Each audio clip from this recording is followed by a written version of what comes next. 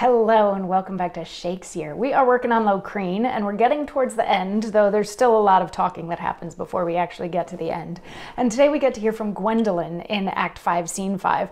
Now remember when Guendoline found out that Locrine was just sort of saying, you can stay in Cornwall because I'm going to be with Estrald now. She was first sad about that, but then her brother Thrasymachus was like, remember, Dad said you got to play by the rules, and he's not playing by the rules, so we got to go kill him.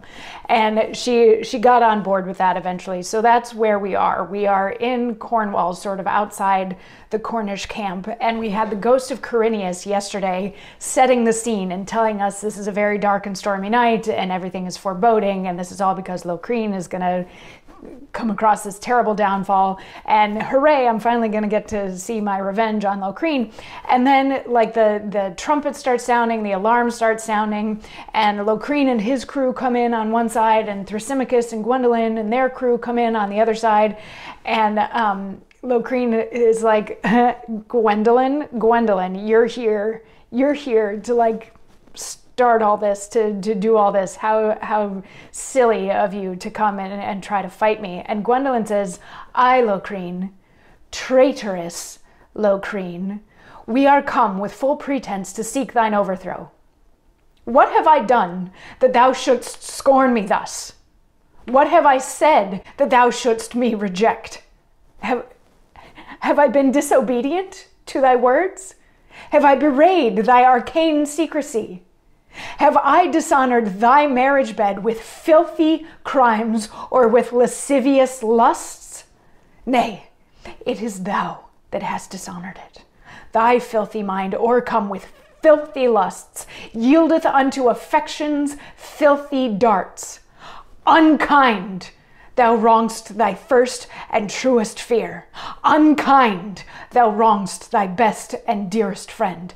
Unkind, thou scorn'st all skillful Brutus' laws, forgetting father, uncle, and thyself. So she's not backing down. She's standing up to him at this point. She's like, yes, I am here to overthrow you, because what did I do? I didn't do anything wrong.